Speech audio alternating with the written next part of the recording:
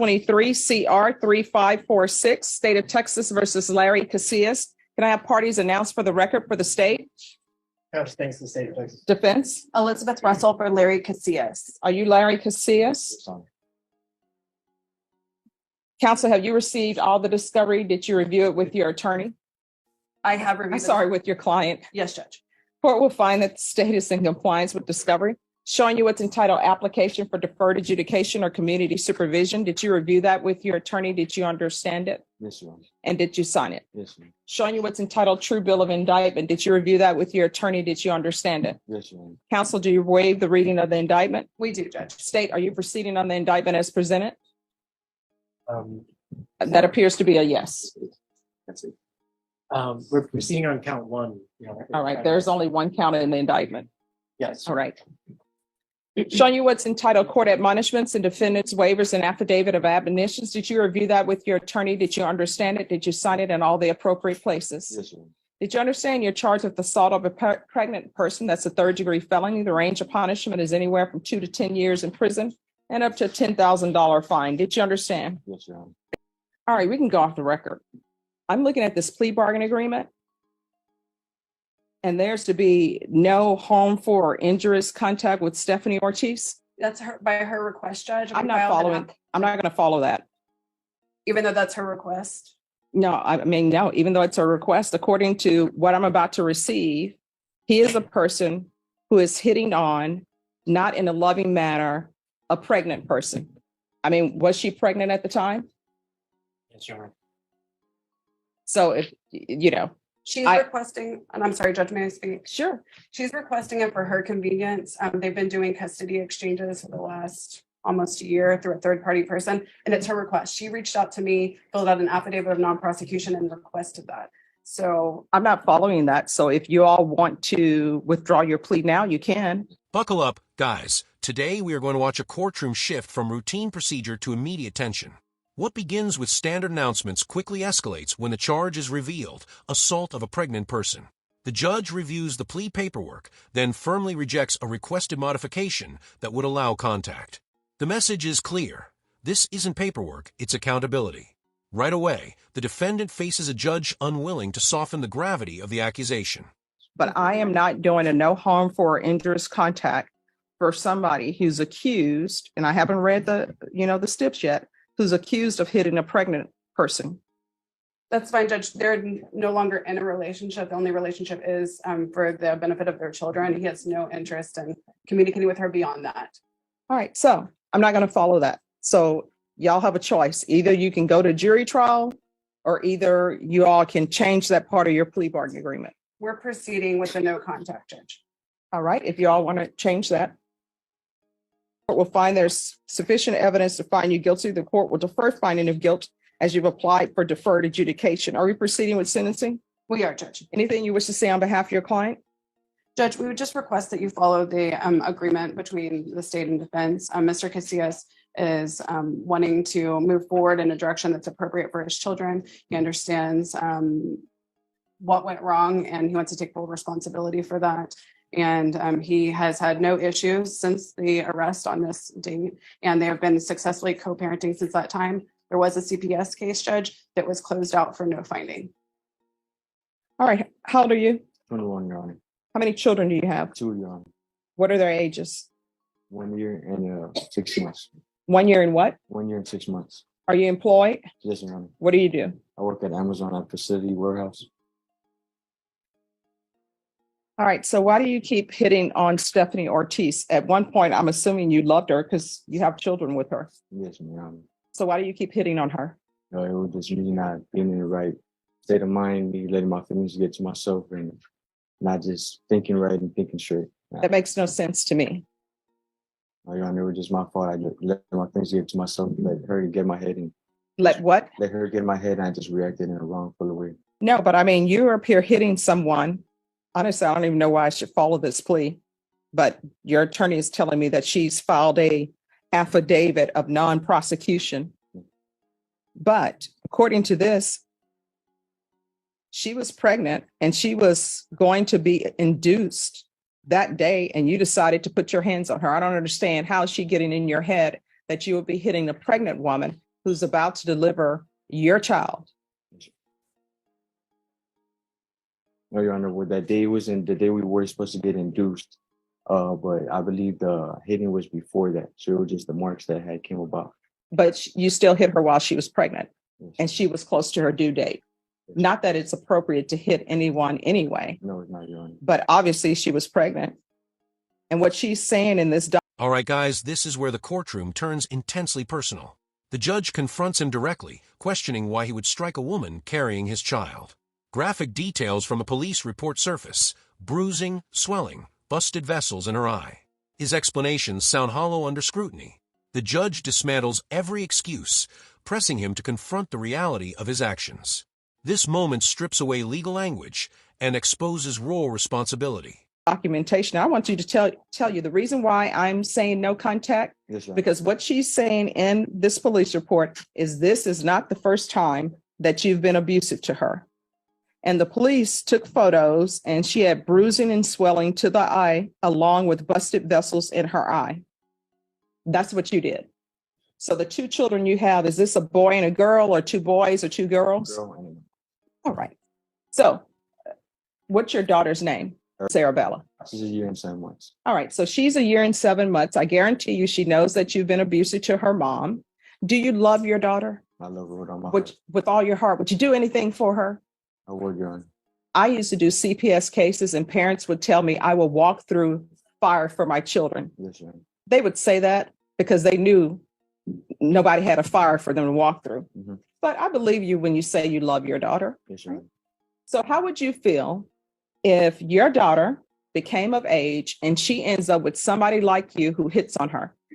Would you be okay with that? I'll be very upset, Your Honor.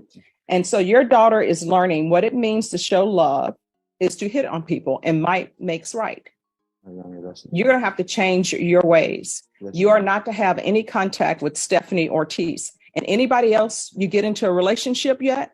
Don't let them meet your publicist. Let them meet you and tell them, hey, want to let you know I had this abusive acts in my background, Yes, Your because then they can make an informed decision about whether or not they want to date you. You understand? Honor. Yes, Your Honor. All right, this is what the court is going to do. The court is going to sentence you to 6 years deferred adjudication. There's to be no contact with Stephanie Ortiz. There's to be the BIPP course, parenting classes, that can be with rainbows. There's to be 200 hours of community service restitution. That will be waived once he completes parenting classes. Regular reporting by Zoom or in person. Regular UAs. If you're drug tested today, what are the results going to be? Positive, Your Honor. And what are you going to be positive for? I mean, no, negative, Your Honor. Negative? Okay. So you haven't used anything. No, I think Amazon drug tests. Do yes, they yes, not? I'm done drug test, yes, Your Honor. All right, there's to be regular UAs. I'm going to want field visits one time every 3 months. Proof of employment within 15 days. There's to be no employment as a home health care provider or with minors. There's an affirmative finding of family violence. Probation, is there anything else he needs? You already did mention the regular. Yes. All right, is there anything else you need from the Now the tone sharpens even further as the judge pivots to his daughter. She forces him to imagine his child growing up and being treated the same way he treated her mother. That comparison lands heavily. The courtroom becomes a lesson in generational consequences.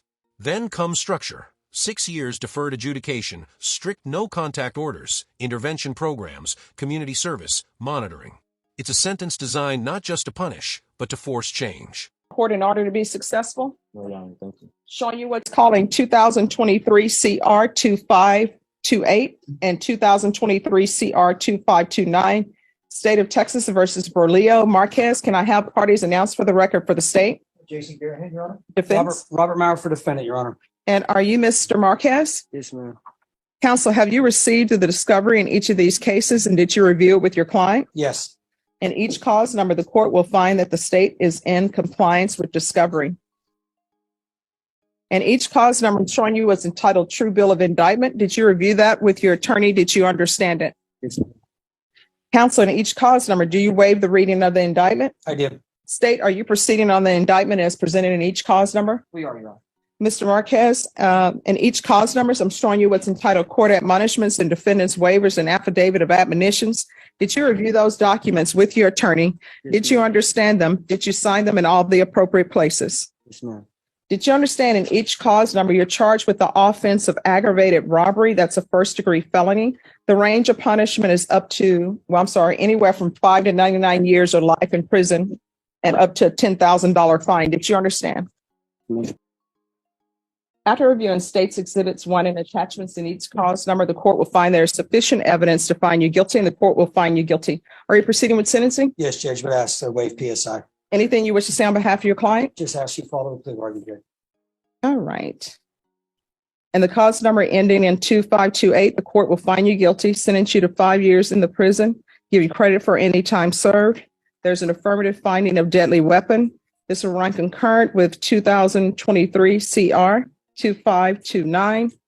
Taking consideration 2023 CR 2621, 2527, 699, 185, and 184. There's to be restitution, if any, to Isaac Cervantes, Cameron Carroll, Kyle Sutherland, and Stephanie Lefebvre, and also no contact with any of those parties. And then in cause number ending in 2529, court is finding you guilty, sentence you to 5 years in the prison, credit for any time served, concurrent with 2023 CR 2528, taking consideration 2023 CR 2621, 2527, County Court Cause number 699-185, 184, no contact, and restitution to the following: Isaac Cervantes, Cameron Carroll, Kyle Sutherland, and Stephanie Lefebvre. I'm pronouncing that name all sorts of ways. I apologize to Stephanie. All right. Did you review the document entitled Trial Court Certification of Defendant's Rights to Appeal with your attorney? Did you understand it, and did you sign it? Yes, ma'am. All right. Because this is a plea bargain agreement, because I followed your plea bargain agreement, and because you waived your right to appeal, you do not have the court's permission to appeal. Do you understand? Yes, ma'am. Because this is a felony conviction, you're not allowed to own or possess any weapons or ammunition. If you have a question over what a weapon or ammunition is, you need to speak to an attorney. Do you understand? Yes, ma'am. All right, we're off the record. How old are you? 17. You're 17 and you're doing this foolishness. If you want things, you got to get a job so you can have things. You understand? Yes, ma'am. For a 17-year-old, you've chosen a hard road for yourself because you're going to prison, 17. And you're going to be in prison with a bunch of people who are there for murders and other things. When you go to prison, don't become institutionalized. You're 17. You still have a chance to make something out of yourself and do better in your life. So keep your head down and do your time and try to improve yourself. You can even take college classes while you're at the prison. And if you dropped out of school and don't have your high school diploma, you can get your high school diploma while you're there. So don't come out of prison having just wasted time, okay? All right, good luck to you. Thank you, Judge. May I be excused? Yes, thank you, Mr. Thank you. Maurer. And just when one case concludes, another begins, this time aggravated robbery. A first-degree felony. Guilty findings, 5-year prison terms running concurrently, restitution, weapon restrictions. Then comes the reveal. He's only 17. The judge shifts from stern authority to sobering warning, reminding him prison is filled with far more hardened offenders. She urges education, growth, and discipline behind bars. It's a harsh lesson delivered with finality. If you found this breakdown insightful, make sure